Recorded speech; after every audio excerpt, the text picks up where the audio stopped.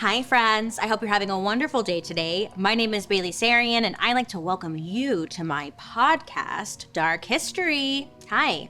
Look, here we believe history does not have to be boring. I mean, usually, yeah, it's kind of tragic and sometimes it's happy, but either way, it's our dark history. So all you have to do is sit back, relax, and, just let's talk about that hot, juicy history goss.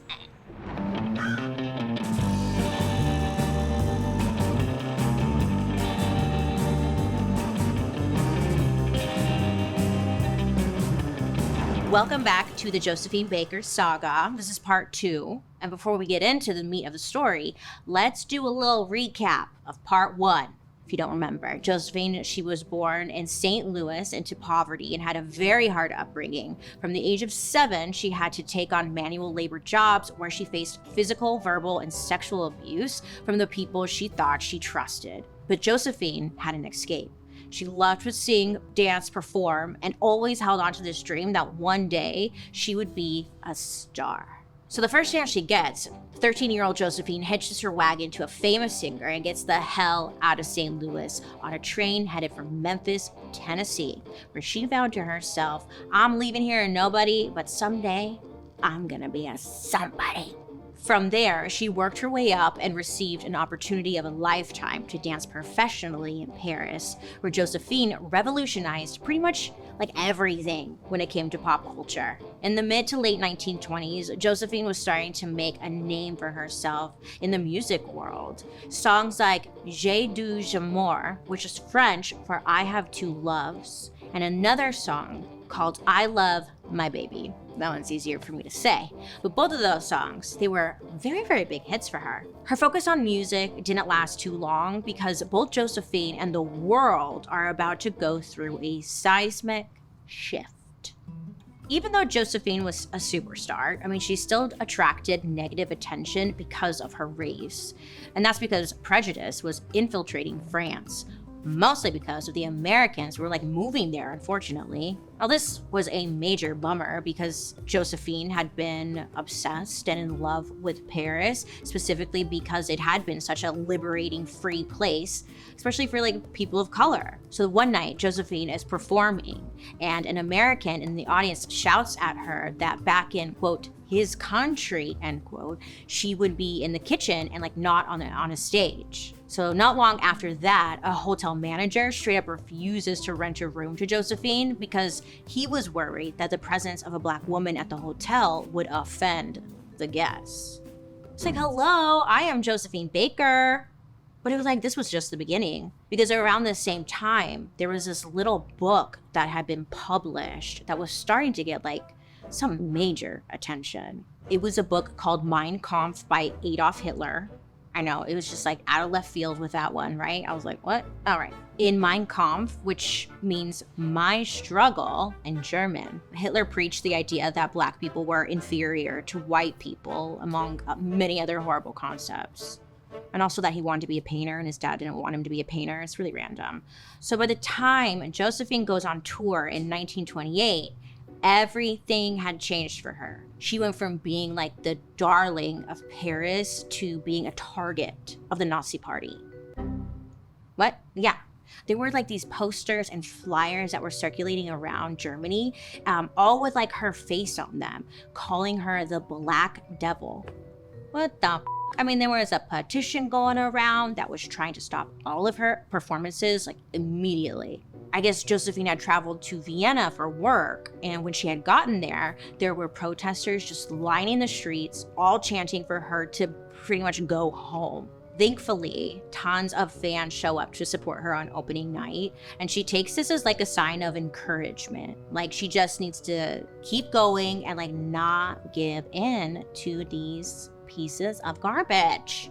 But things just keep getting sketchier and sketchier as the tour goes on. I guess in Budapest, people literally threw ammonia bombs onto the stage while she was performing. Obviously, scares the crap out of her, right? There's freaking bombs on the stage. But again, she doesn't stop. She doesn't let them win. Honestly, I thought she was super punk rock. She just gave a middle finger to the man, and I love it.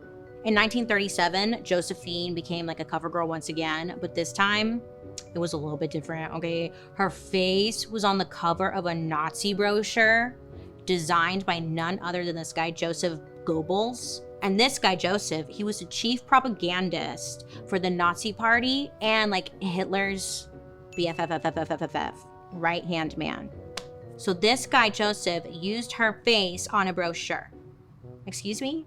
You're gonna have to pay for that, sir. So obviously this brochure pissed the fuck Josephine off. But also at this time, she had a new lover in her life, and he was Jewish. And this is like the straw that breaks the camel's back. Josephine is like, look, I've been yelled at, I've been stampeded, I've been bombed, I have had it. And she goes on record telling the press that the Nazis were, quote, criminals, and criminals needed to be punished, end quote. Right? Hello? Yeah, we all agree, Josephine, but at the time, this was like, what? Josephine apparently claimed that she would kill them with her own hands if necessary. Like Wendy Williams, death to all of them. Good for her, though, you know? The French government, they're called the Deuxième Bureau. They're the CIA, essentially, okay? Their current attention was focused on like keeping Hitler and the Nazis in check. So they're like brainstorming. How can we do so? How can we keep them in check? And they had an idea. Shortly after, Josephine was approached by a member of the Deuxième team about becoming a, quote, honorable correspondent. She's like, what's that? Basically, they're like, do you want to be like a secret agent? And I was like, oh no, is she gonna be like Coco Chanel? Remember the horizontal collaborator? I was like, she can suck the fart out of my ass and call it Chanel number 5. Coco, right? It smells like ass sometimes when you think about it. Anyway, but it's not like that, actually. It's nothing like that. So this undercover job meant that Josephine would report any intelligence that she was able to retrieve back to the French government. Now, it was completely voluntary, unpaid, and dangerous, which is so lame. But Josephine didn't care, which good for her. But I was like, really? Unpaid? Don't be rude. But she didn't care. Because as far as she was concerned, like this was gonna be her new life's purpose. Plus on top of that, she loved acting and playing like new roles. She's like, spy? I can do that. I mean, think about it. She could play like the goofy comic relief, or she could be the gorgeous leading lady. But underneath all of that, you know, she was a smart lady who was just like a natural chameleon. And she knew how to get what she wanted. So go Josephine, be a spy. Spread your wings, fly. So kind of without even knowing it, I mean, Josephine was training her whole life to be the perfect spy. And it was the job of Jacques Abti, a French intelligence agent, to decide that if like she could even be trusted for undercover work. Here it comes. It's coming. The tsunami of calories that is the holidays. From the cookies to the candy to the casseroles. It's so delicious. But thankfully, Factor meals are here to help us balance out all those super rich holiday foods. Factor is America's #1 ready-to-eat meal delivery service, and they can help you eat well for breakfast, lunch, or even dinner. I'm talking chef-prepared, dietitian-approved, ready-to-eat meals delivered right to your door. You can pick from more than 35 meals every week that support a healthy lifestyle, and on top of that, you never have to sacrifice flavor. Now, here's the thing. I'm never going to give up my holiday treats. No, I am not. I look forward to them every single year. But Factor has this whole tasty line of calorie-smart meals with about 550 calories or less. They even have Protein Plus meals with 30 grams of protein or more. So naturally, I'm going to use Factor's delicious calorie-smart and Protein Plus meals to balance out the indulgent things I'm definitely going to be eating during the holidays. I mean, it's all about balance, right? Head to factormeals.com/darkhistory50 and use code darkhistory50 to get 50% off. That's code darkhistory50 at factormeals.com/darkhistory50 to get 50% off. Woo! In September of 1939, Jock showed up to Josephine's mansion, expecting to find, her being like a diva, wearing a gown and jewels, and ordering her butlers around, as one does. and said he found Josephine in like a raggedy hat and worn out pants. She apparently just finished digging in the garden for snails to feed her ducks. We know about this meeting because a British journalist wrote about it in his book called Agent Josephine, and he said that Josephine won Jock over by 2 ways. First, by expressing her deep love and loyalty for France. She's like, oh my god, oui, I love a French fry. Second, she proved that she was already living like a double life. One of her lives was that of a global like icon, right? A superstar. And then the other life was that one that he was witnessing at the very moment. Her childlike, relatable, a normal-ass woman side. So after vetting Josephine, Jock said it was time for her first mission. So her job was to get info on the Italians, who at the time were allies with Hitler. And I know this totally sounds like a movie, but it's real life. I guess years earlier, Josephine was very public about her support of Italy at the time. And because of her public support, it earned her the love of a chatty Cathy. And this chatty Cathy just happened to be a man who worked for the Italian ambassador. Yes, it was like someone on the inside. Josephine set up a meeting with an Italian staffer and came up with a brilliant way to get information from this guy. She emasculated him. I know, LOL. Anytime like this guy said anything, Josephine would provoke him by disagreeing or like contradicting him. He'd be like, the sky's blue. And she'd be like, is it though? Then he would have to prove himself back to her. And he'd be like this big, strong man getting all cocky. But because of this, he would start like exposing and like maybe saying a little too much hot inside goss that was going on behind the scenes with his job. He just wanted to prove that he knew what he was talking about. Josephine would then go all the way back to Jock and pass on this information. And then from there, if he thought it was important enough, he would pass it on to French intelligence. And from that experience, Josephine realized embassies were like the perfect place for her to gain access to top secret information. And it kind of made sense for her to be in a place like that because she's a public figure who did travel a lot for work. And no one would like question why a global superstar was there at the embassy. And for Josephine, there were always official people coming and going within the embassy. So like lots of important information made its way through there. Through leaning on some friends and contacts that she had at the Japanese embassy, Josephine uncovered that Japan had signed a secret pact with Hitler. Now, no one knew this at the time, and Josephine was the one who blew it wide open. Oh shit, what? Yeah. France and the Allies were able to change their military strategy because of it. She learned from friends at the Portuguese embassy that Germany was planning to occupy Portugal to take over their valuable ports. And this was like a big deal at the time because Portugal was neutral in the war. They were just like trying to stay out of the whole thing. Germany was planning to drag them into the fight and use their ports to get direct access to the Atlantic Ocean. Germany never invaded, and it could be because the Allies were ready because of Josephine's expert tactics. While all this was like going, Josephine made use of her pilot skills. Girl, I don't know. Okay, like some days I don't know if I have the energy to even like fucking take a shower. And it's like this girl, in her spare time, she learned how to fly a freaking airplane. Yeah. You go, Josephine. You go. She learned how to fly a plane, okay? She would load up a private plane. She would get a bunch of supplies, and then she would fly to countries that bordered Germany, where she would give aid to refugees. I love her. I think she's an angel. Because of the work like she was doing, Josephine proved herself to be one of France's like most valuable assets when it came to being an international spy. In early June of 1940, Jock tipped Josephine off with a piece of info that would save her life. When I was just a little girl, I never smiled during family portraits. It drove my family super nuts. But little did they know I was smizing. I was ahead of my time, okay? They just thought I had a bad attitude. Either way, a sour face isn't the only thing that can derail a family photo sesh. Sometimes having a breakout or two, that always comes at the right time. right? Especially for photos. But thanks, sweet baby Jesus, for apostrophe. Now, I've talked about apostrophe here for many, many years. It's because I absolutely love the company. If you don't know, apostrophe is an online platform that gives you access to an expert dermatology team whenever, any type of skincare concern catches you off guard.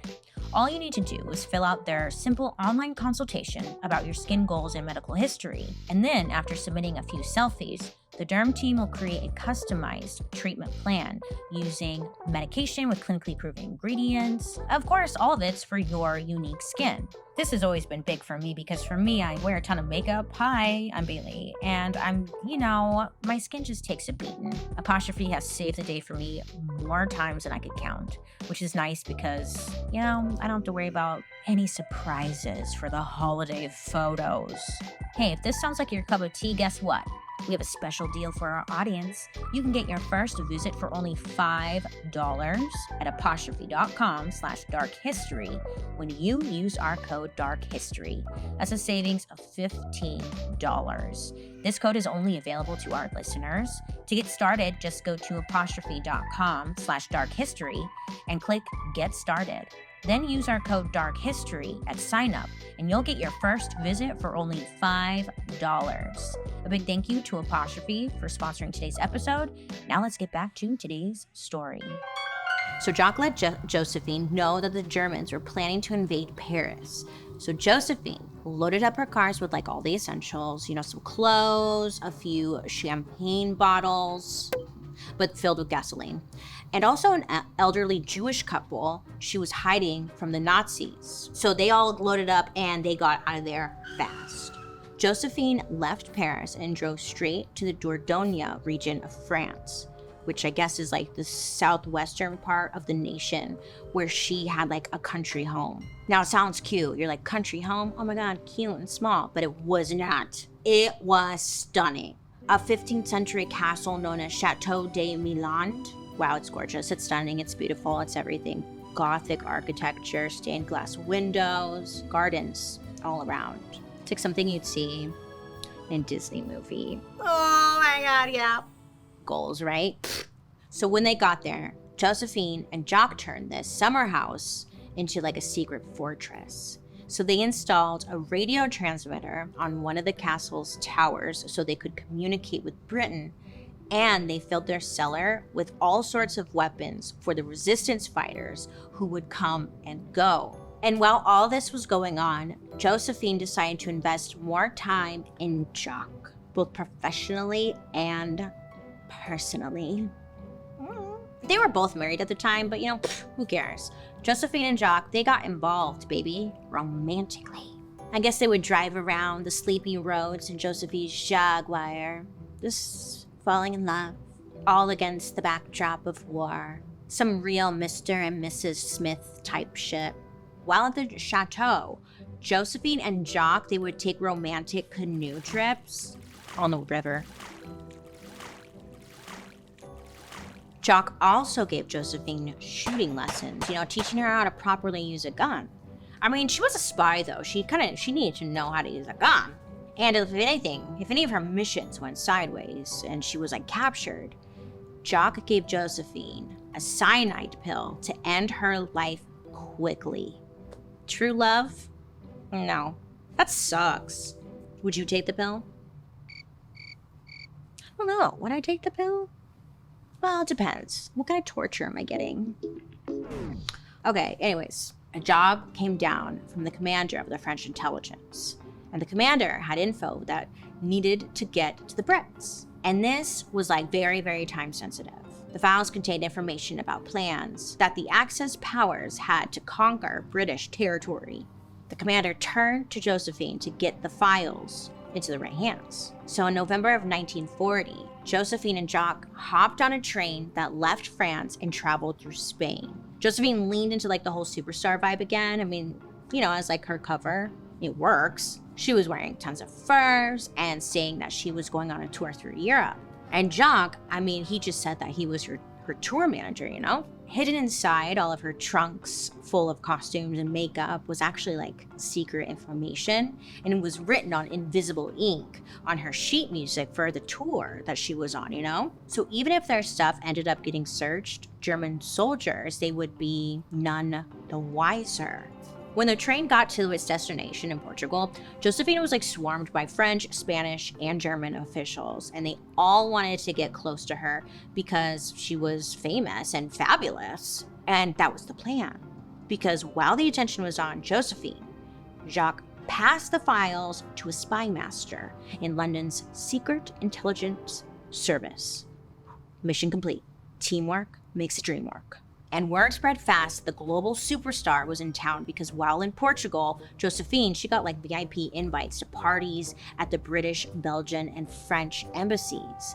And at each party, she worked the room. She went from like one ambassador to the next ambassador. She was like, oh man, my fur, let me sing for you, la la la la la. The whole time she was just like listening for any information though that could help the French resistance. Whenever she heard something important, that's when she would beeline it back to her hotel room and like write notes on different pieces of paper that she would then like hide inside of her underwear. She figured no one was going to strip search her, so it worked out. I mean, thankfully she was right. So Josephine also used her seductive powers as a political tool. She charmed world leaders and was able to get into like private rooms and obtain valuable information. And then she was able to transport it by using her celebrity status as the perfect camouflage. Lauren Michelle Jackson at the New Yorker, she put it best. She said, quote, the most public of figures in her heyday, Josephine pulled off the trick of vanishing into visibility, of disappearing into the limelight, end quote. Ooh, yeah. But in the summer of 1941, Josephine's work as a spy started to wind down. While she and Jacques were in Casablanca, sounds all fancy, but I guess Josephine, she got super sick. She was doubled over with terrible stomach pains, so Jacques took her to a clinic in June, and then no one knew what happened to her. This is for like the first time in her life as a superstar. She was completely out of the public eye. She was actually MIA for so long that the United Press International had reported that Josephine had died. People were believing it. I mean, where was she? I don't know. And then soon, newspapers around the world published huge headlines saying Josephine Baker was dead. There are just those days where I am like so creatively drained, bro. But like there's still a lot to do, you know? Running all aspects of your business from socials, marketing, inventory. It can be so much. And I know all you hustlers and business queens out there feel me. So when those days happen, it's amazing to know Squarespace makes gorgeous websites and they even got you covered. Squarespace is the one-stop shop, all-in-one website platform for entrepreneurs to kill the game online. Whether you got a small shop selling knickknacks or you're managing a growing brand, Squarespace makes it so damn easy to create a gorgeous website, engage with your audience, and sell literally anything from products to content. Even on those frustrating days when I'm just running on creative fumes, my work still has to look put together, right? Squarespace helps me do that. I love their professional website templates. I can customize the look, update content super easily, and add whatever features I want, like analytics.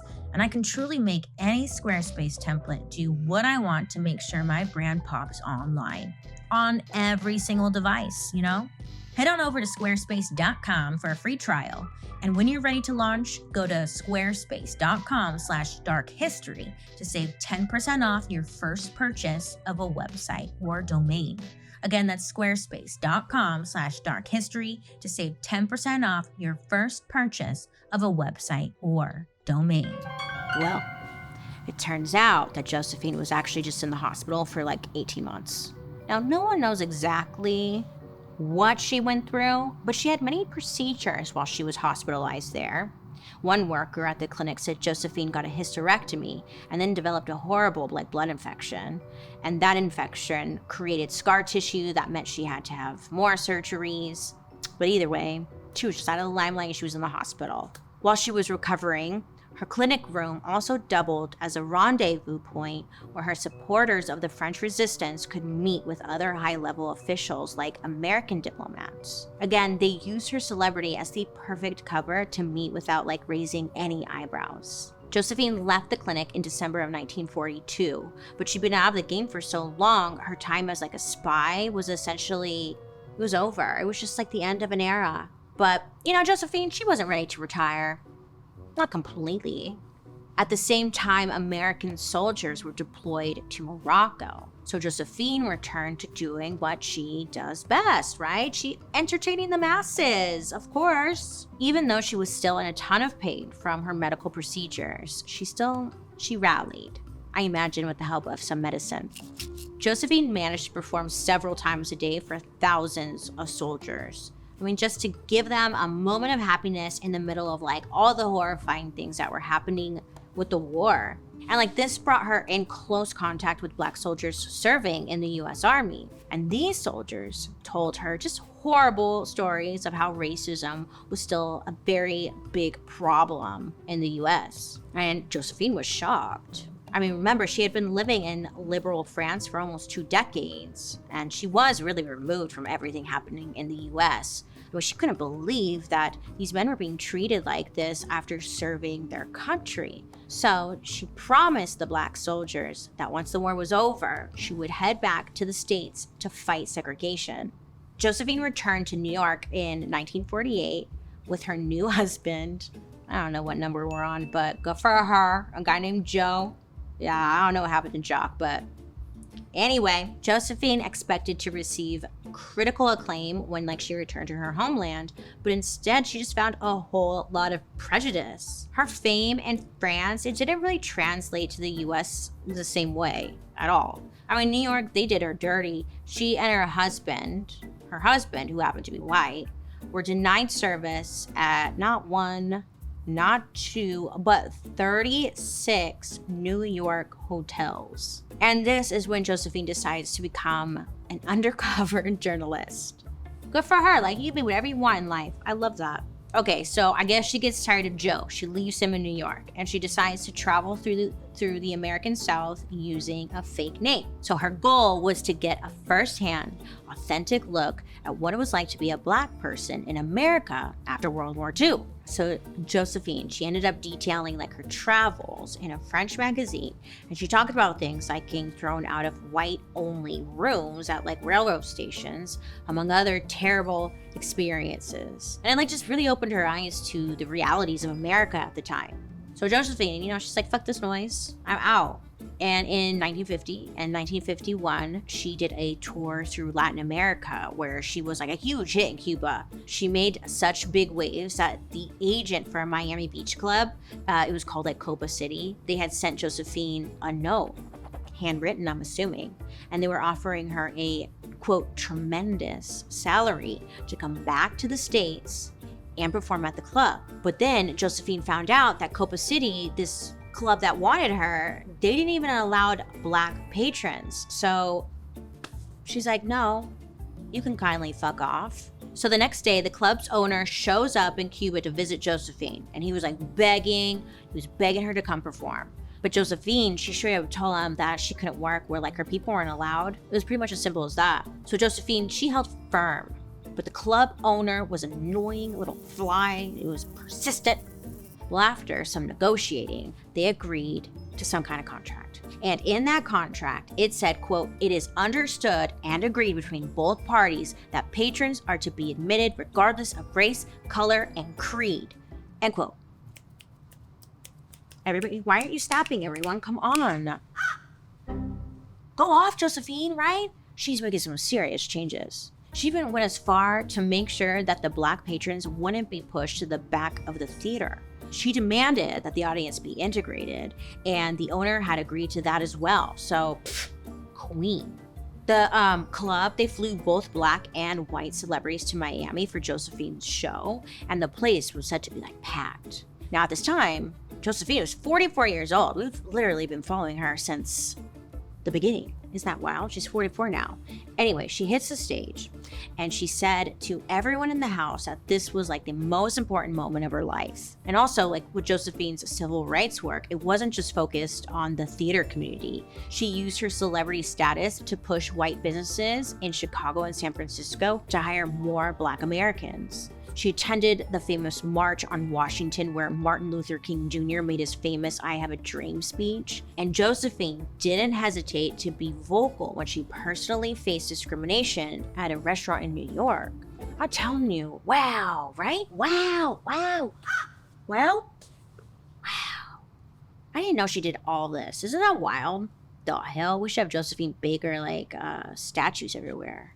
So there was this restaurant, and it was called the Stork Club, and they essentially refused Josephine's service. So Josephine, she went and she filed a complaint with the NYPD and made it a public issue. So then the NAACP got involved, backing Josephine, saying that, this is total bullshit. I mean, hello, she's an A-lister, and it was blatant racism. So the head of the NAACP even wrote to J. Edgar Hoover, the director of the FBI, pleading with him to do something. And then Hoover, let me tell you, he responded with something saying I don't consider this to be any of my business. Because that guy's just a total fucking douche. And because of all this, the heat, it just really came down on Josephine. She became too controversial for American audiences because at this point, political activism from entertainers was not accepted. So this controversy, it really pushed her out of the States once again.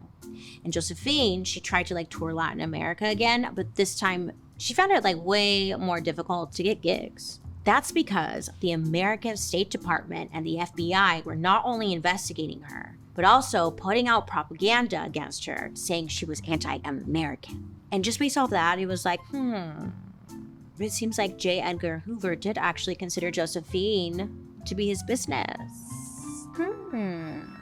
Interesting. So we know all of this because of a Freedom of Information Act request. And in it, it was exposed that the FBI investigated Josephine Baker from 1951 to 1966 because they thought that she might be pro-communist. She wasn't. But either way, they tried to discredit her by passing all sorts of negative information about her to the State Department and other sources for several years. Essentially, because she criticized American race relations, the government tried to ruin her reputation and her legacy, and they didn't totally tear her down, but her career did take a nosedive. Now, this all had a lasting and negative effect on Josephine for the rest of her life. It is crazy what people put in the internet reviews, even when it comes to doctors. I mean, how do you know you can trust a review online? Well, with ZocDoc, you can trust what the patients say. ZocDoc, if you don't know, is a free, yes, I said it, free. It's a free app where you can find fabulous doctors and book appointments all online. No fuss, no calling, no having to wait on hold, waiting for someone to answer you and be like, do you have any availability? None of that. We're talking appointments with thousands of top-rated patient-reviewed doctors and specialists. And these reviews, they're verified. It's not some bot, Plus, on top of that, you can even score same-day appointments. My favorite part is that I can filter and sort doctors by which ones take my insurance and which ones have the availability during the time I am looking for. Hello. It's just great. I love ZocDoc so much. And not only that, you can search for who takes your insurance and is closest to you. It's a win-win. Go to ZocDoc.com/darkhistory and download the ZocDoc app for free. Then find and book a top-rated doctor today.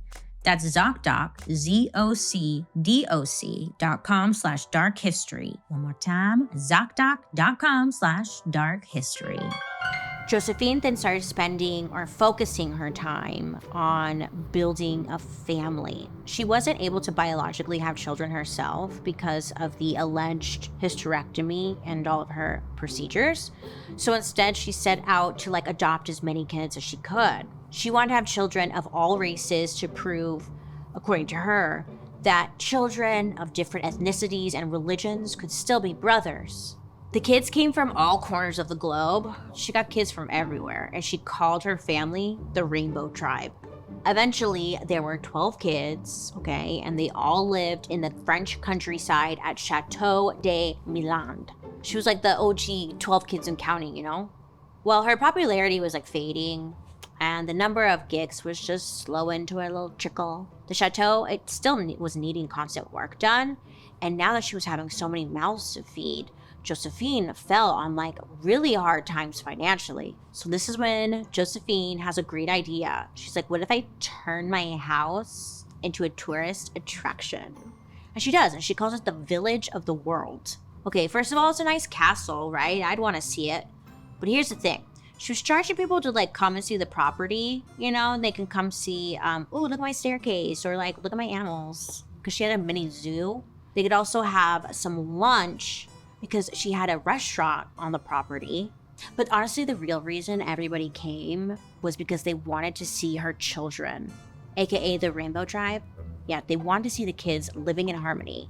So she would make her kids stand in front of like this big glass window where everyone could see them. And I don't know, they would just come and like look. Yeah.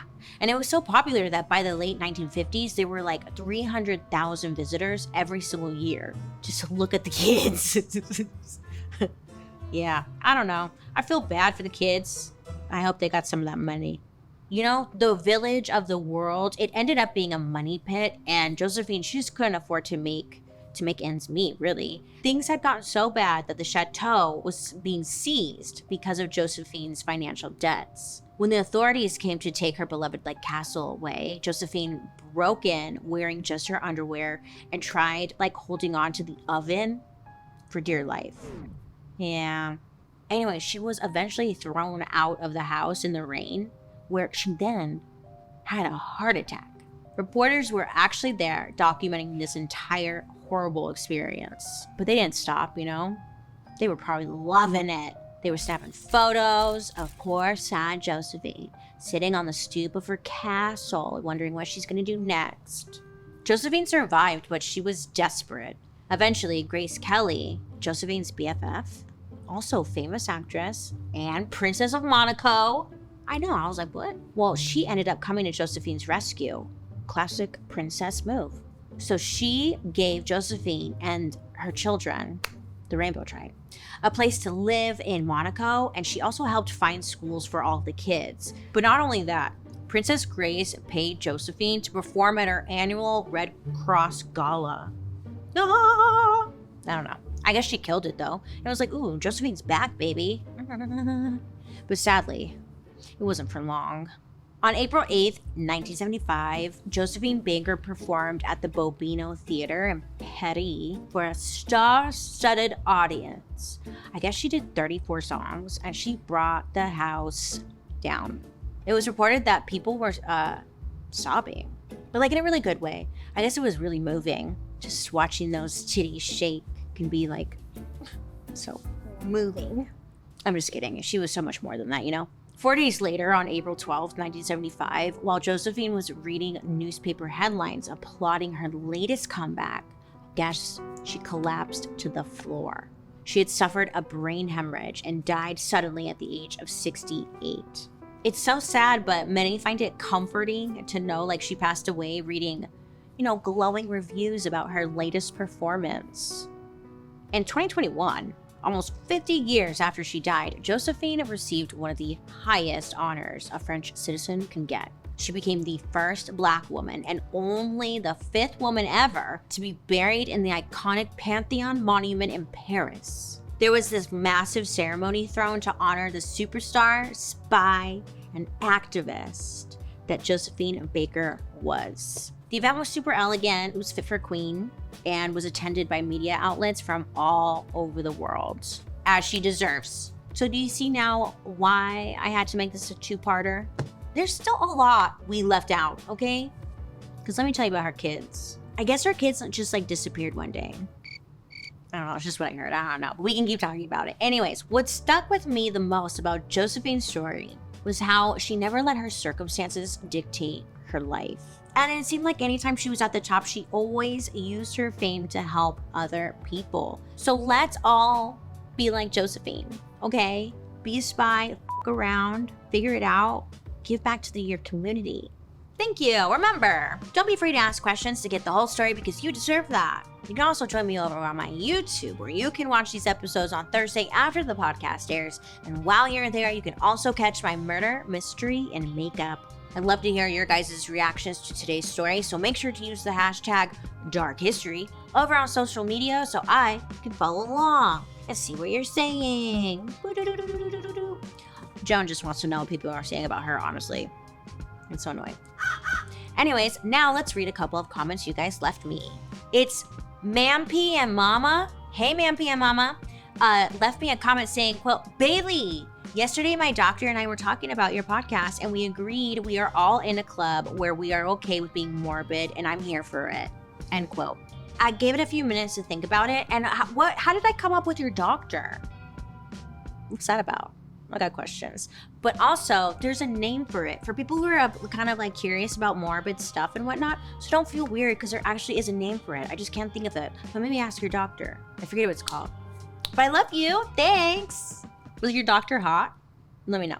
Chill Sounds left a comment on our Death to Disco episode from season 2, saying, quote, I got my pants pulled down while crowd surfing at 303 at Warped Tour. I'm so glad I have that in common with Bailey, end quote.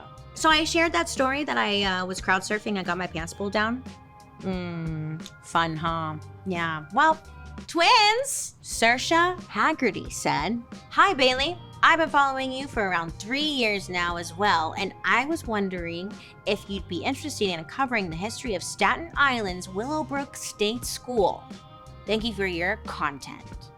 Wow, thanks for listening. That was so nice of you. Thanks. So I did a little quick Google, and the first thing that came up was snake pit, and I needed to know more. So I'm gonna have to circle back with you on that one, but thank you for the recommendation. We'll learn more and get back to you. Thanks you guys for hanging out with me and leaving a comment. I love you guys. I appreciate you. And I love reading them every week. It's so fun. I'm having a blast, aren't you? Great. It's always so quiet in here, you guys. Dark History is an Audio Boom original.